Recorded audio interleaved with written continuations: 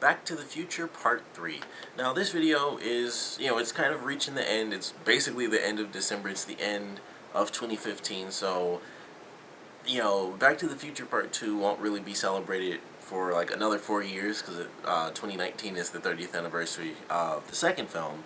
So, this is a part of my year-long celebration. I wasn't sure when I was going to end up reviewing the third movie. I wanted to wait till I saw it more recently. I finally got my girlfriend to sit down and watch it. And that's like the third one in a trilogy. Like a lot of movies, the third movie typically doesn't, do as well as the first two.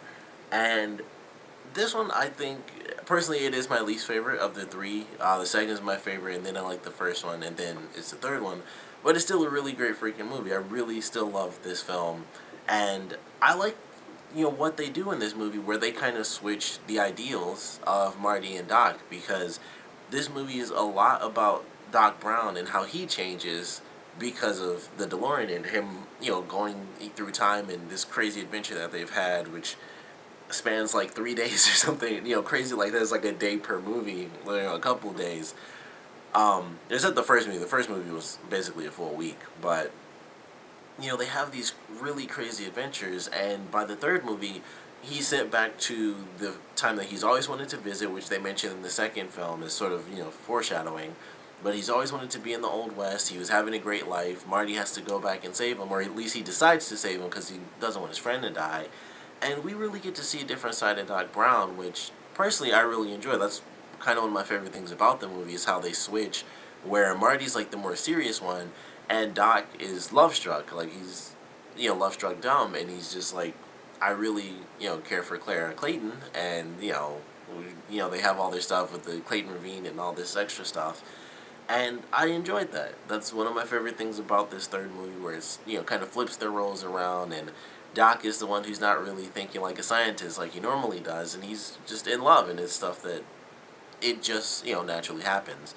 And it's a really fun adventure watching them go through, and just like the first movie, I think these two, the first and the third movie, definitely have sort of the same beats as far as what they're trying to do, which is prevent some, thing from happening.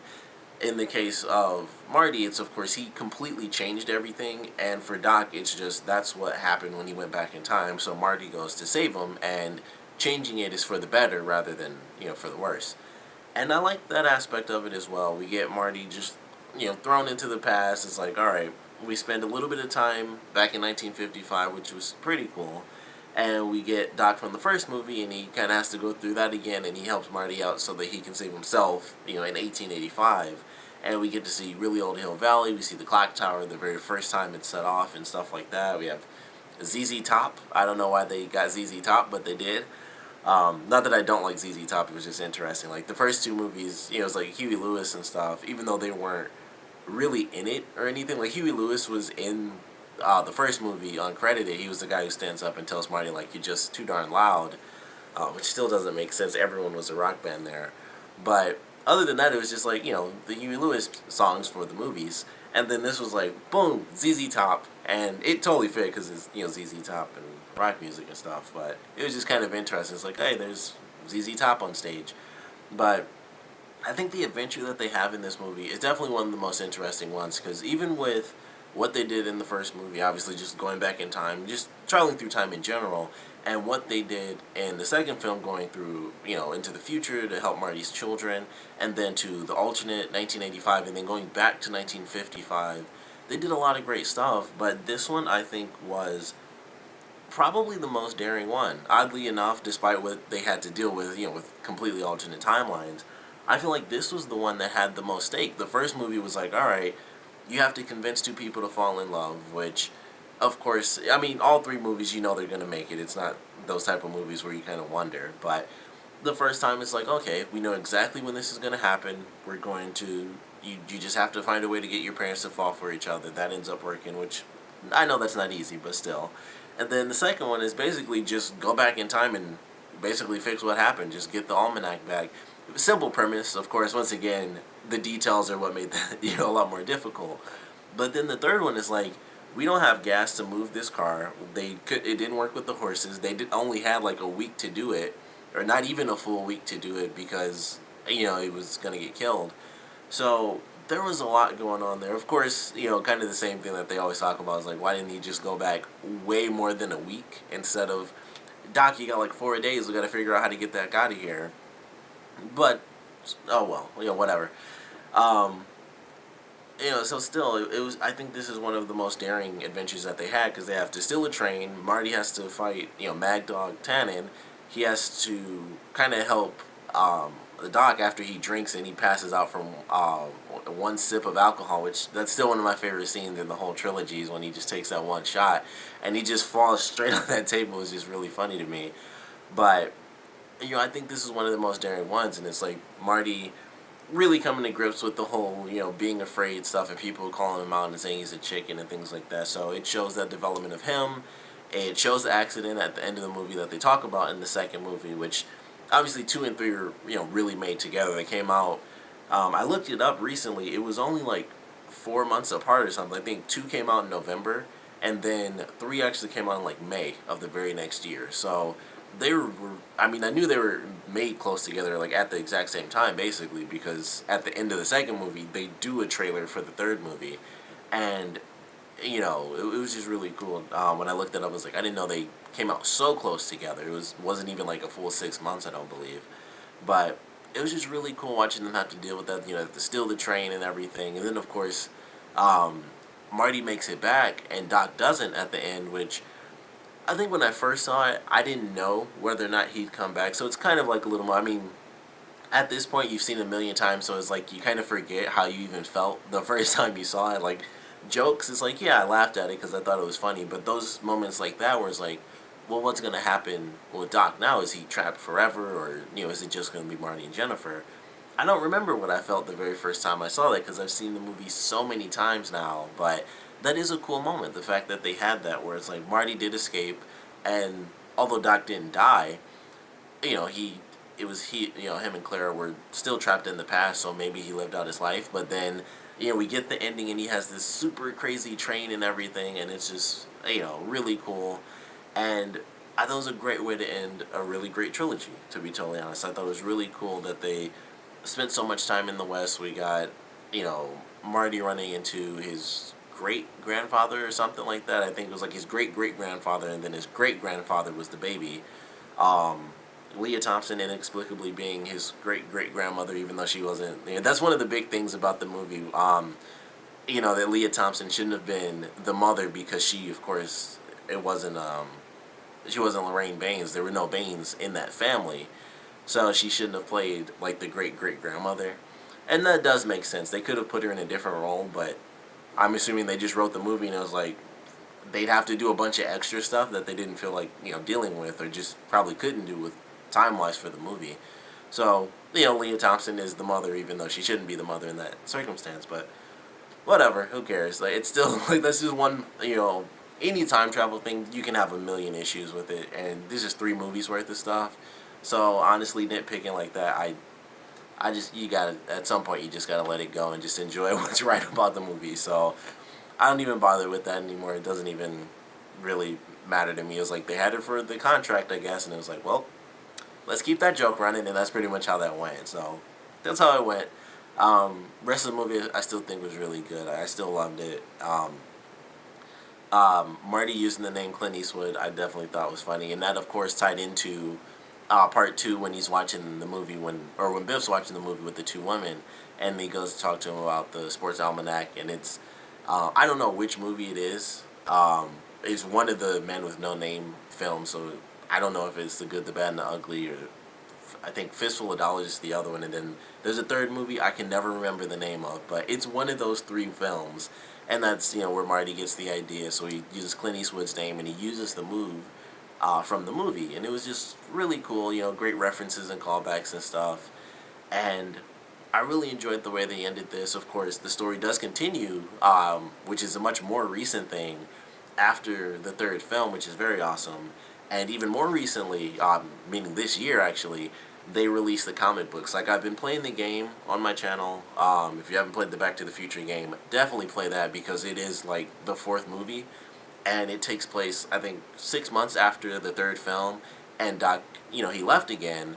And then there's this whole crazy adventure that happens and all sorts of stuff. But it was really cool. I really do like this movie. It was great. You know, I love the ending because Doc does end up making a whole new time machine somehow. I do wonder how he did that. And that might be in the comics, which I'm going to have to check out, which I'm about to read fairly soon.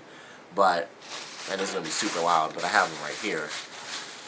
But it was cool that he had the, he made the train and everything, and then it actually flies and stuff, and he has two kids, and, you know, he married Clara, and he gives Marty the picture of them in front of the clock tower and everything. It was just a really great way to end the series, and, you know, it was just a pretty solid ending. Like, there's still, of course, like, you know, they go, and, you know, they go through time. There's so many possibilities. Of course, the story could continue, but as a, you know, trilogy, I think part 3 definitely did its job, and I think it was actually a really good third film. I think, as far as I'm concerned, you know, with me classifying the third film as my least favorite, 2 is my favorite because of, personally, because of the story. That's why I like 2 so much, because they go through all those different times, and it's just like you see, you know, you see the crazy future, and you see future Marty and future Jennifer and the kids, and then we get alternate 1985 where George has been killed and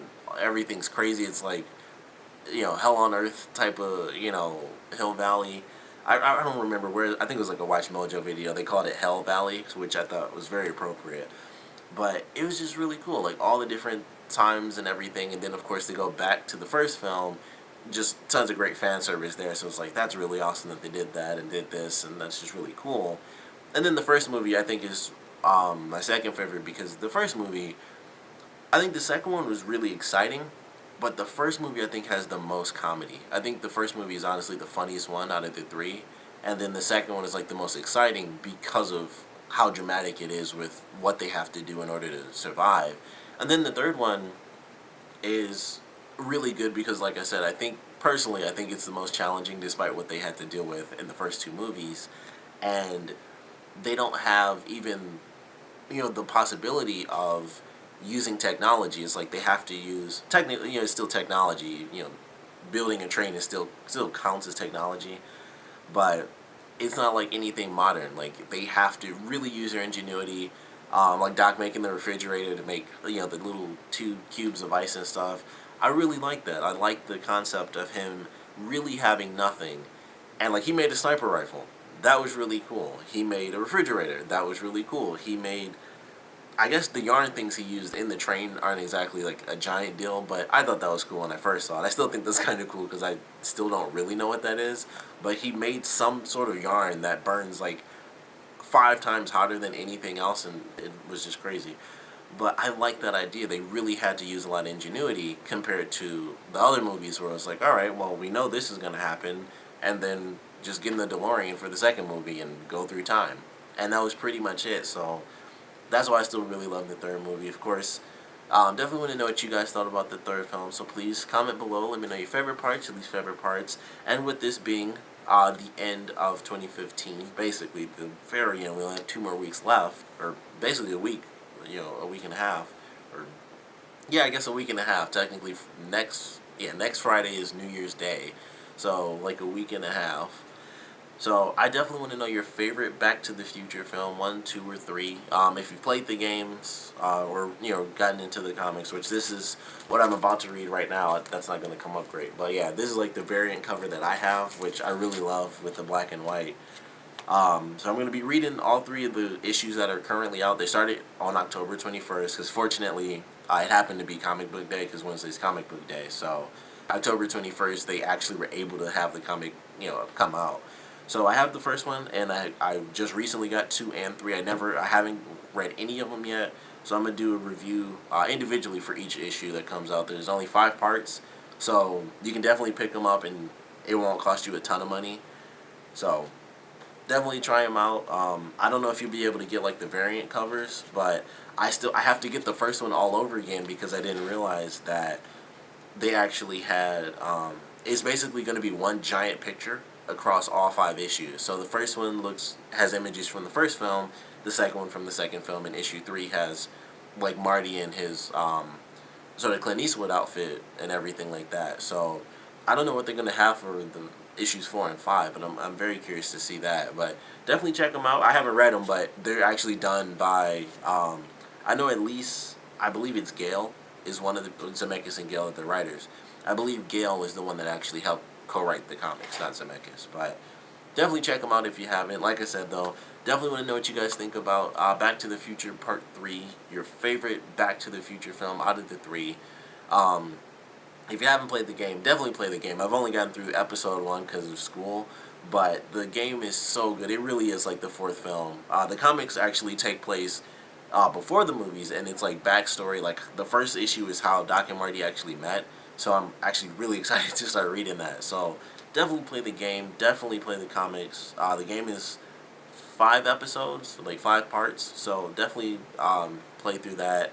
Get the comics. Enjoy the last little bit of 2015, and hopefully next year once the actual Autolay shoes come out. I know I won't get any because they're gonna do auctions again, which I understand why they do that, but it makes me so mad that they won't just sell them as normal retail. They'd cost a bunch. I understand that, but they'd make so much more money if they did it that way, or at least do half and half, because I know they do the auctions for donations to the Michael J. Fox Foundation, but I would assume that they could totally just do half and half, just do like 75% goes to charity or something like that. But I guess in the end it's like, no, we'll only do like 10 pair or something, which really blows. I would love for them to just do full retail versions of actual auto lace Nike shoes, but I know it's not going to happen. But either way, like I said, I want to know what you guys think, so please comment below, let me know, and of course, thanks for watching.